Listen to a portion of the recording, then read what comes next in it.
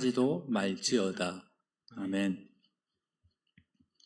악인의 삶이란 제목으로 하나님의 말씀을 잠깐 나누는 시간을 갖겠습니다. 여러분은 인생을 살아가면서 또 지금은 코로나라는 특수한 상황 중에 있는데 여러분은 지금의 삶에 만족하십니까? 여러 연구 결과를 보니까 대한민국 사람들 중에 많은 사람들이 자신이 불행하다고 느낀다고 합니다. 많은 이유가 있겠지요. 그런데 그 중에서 한 가지 이유를 한번 살펴보려고 합니다. 그래서 우리가 같이 생각해 볼 것은 인생이 불행한 이유에 대해서 생각해 볼 건데 그것 중에 하나가 바로 비교 때문이 아닌가 그런 생각을 하게 됩니다. 이게 무슨 뜻이냐면 사람들은 보통 나의 모습과 다른 사람의 모습을 비교하여서 상대적 박탈감을 느낄 때 불행하다고 합니다. 상대적 박탈감이란 이게 무엇이냐? 나의 모습과 다른 사람의 모습을 비교하는 겁니다. 바로 내가 가진 것은 나도 분명히 만족할 것이 많이 있는데 내가 가진 것은 생각하지 않고 나보다 더 많이 가진 사람을 보면서 상대적으로 박탈감을 느낀다는 겁니다. 상대적으로 내가 불행하다고 느낀다는 겁니다. 여기서 우리가 생각해야 할 것은 바로 상대적이라는 것입니다. 이것은 누구와 비교했을 때 나타나는 것입니다. 그러니까 내가 정말로 만족할 그런 상황, 내가 행복할 그런 상황임에도 그거를 인지하지 못하고 비교함으로 나는 불행하다고 느낀다는 것이죠. 그래서 제가 생각한 것이 상대적 박탈감이 사람들을 불행하게 한다면 우리가 이것을 반대로 생각하면 어떨까 생각해 보았습니다. 그래서 제가 반대의 단어를 찾아보니 상대적 만족감이라고 하더라고요. 근데 여기서도 상대적이란 말이 들어갔습니다. 이것은 무엇이냐? 다른 사람과 비교했을 때 내가 조금 낫다는 것입니다. 근데 이것도 그렇게 좋은 의미는 아니라고 합니다. 예를 들면 이렇습니다. 요즘은 이렇게 가르치는 부모들이 없습니다. 거의 없습니다. 근데 제가 어렸을 때만 해도 TV를 통해서도 봐도 어떤 어른들의 말을 통해서 봐도 이렇게 가르치는 사람이 많았습니다. 길거리에 경제적 약자, 연약한 자들이 있으면 뭐라고 부모들이 가르쳤냐면 공부 열심히 하지 않으면 나중에 커서 저렇게 된다. 이런 식으로 가르쳤습니다. 지금은 이렇게 가르치는 분은 없죠. 이것이 상대적 만족감.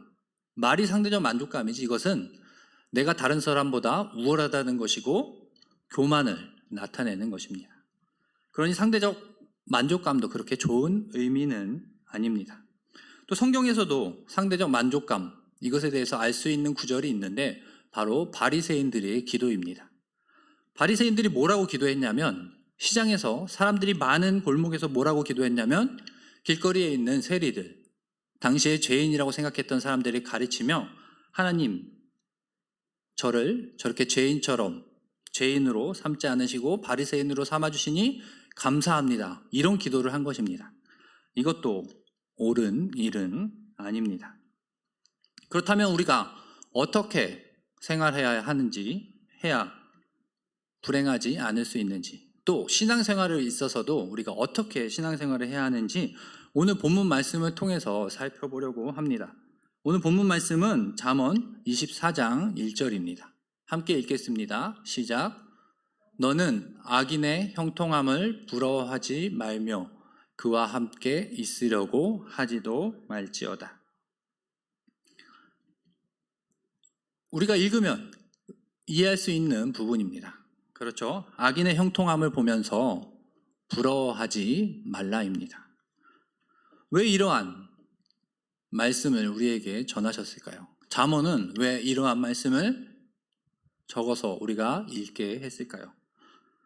생각해보면 이렇습니다. 우리가 신앙생활을 할 때 힘들 때 갈등 그러한 것이 어떨 때 생기냐 하면 바로 비교할 때입니다. 그래서 살펴보면 이렇습니다. 하나님을 알지 못하는 사람들을 보니 그들의 삶이 너무 좋아 보여서 상대적 박탈감을 느낄 때 신앙생활에 회의를 느끼고 시험에 들 때가 있습니다. 여러분의 경험을 비춰보면 그렇지 않으십니까? 이것은 제가 이 본문에서만 가져온 것이 아니라 성경 곳곳에 나타납니다. 하박국 1장 4절을 볼까요? 함께 읽겠습니다. 시작.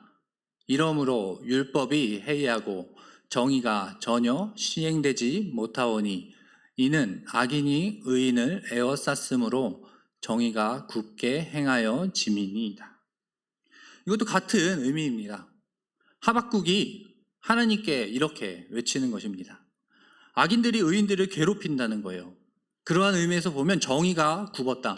정의가 올바로 시행되지 않고 있다고 하나님께 기도하고 어찌 보면 따지는 것입니다.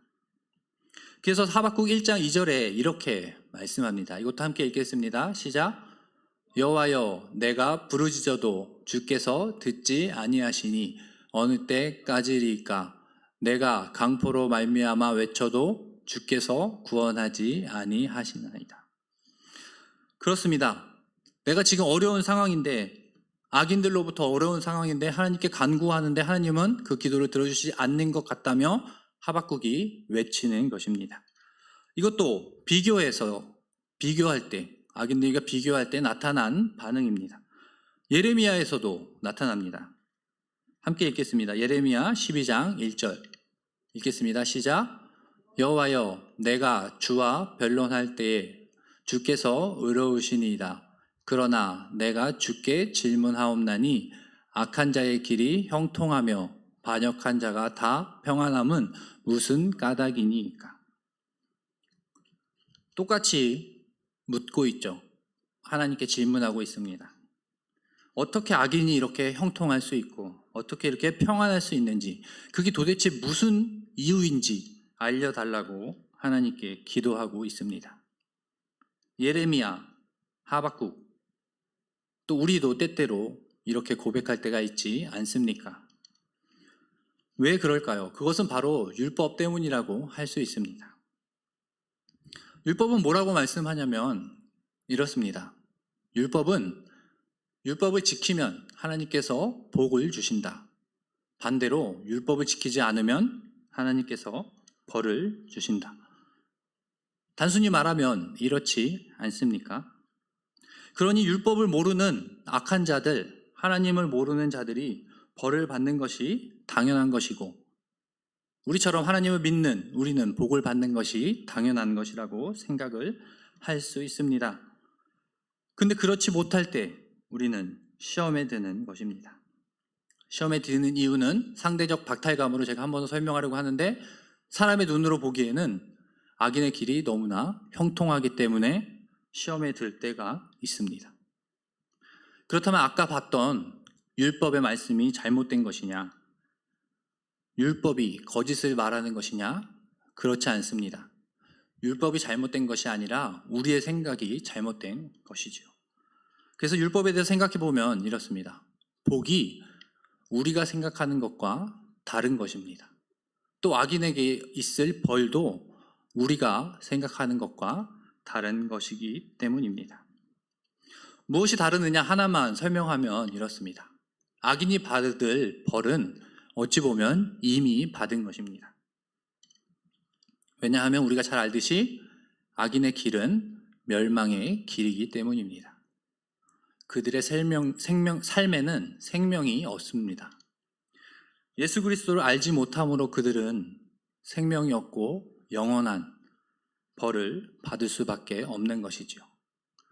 근데 사람들은 지금 당장에 우리에게 조금 불행하고 어려운 일이 있다고, 우리의 삶은 이렇게 힘든데 왜 악인들의 삶이 저렇게 평화로운지 저것을 보며 불만을 느끼며 힘들고 시험에 들 때가 있습니다.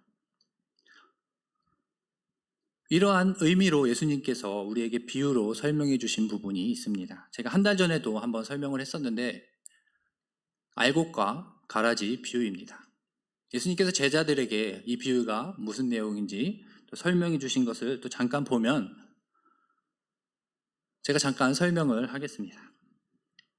여러분도 잘 알고 있겠지만 주인인 하나님께서 밭에 알곡을 뿌리셨습니다. 근데 밤에 사탄이 와서 중간중간에 가라지를 심어 놓은 것이죠. 이것을 보고 사람들이 빨리 가서 저 가라지들 다 뽑아버릴까요? 하고 하나님께서 물으니까 그러지 말라고 하였습니다. 그 이유는 그 일을 하다가 하나님의 자녀들까지 다칠 수가 있으니 하나님께서 내가 마지막 때 심판할 때 확실히 그들을 심판할 테니 조금 기다리라는 것이었습니다.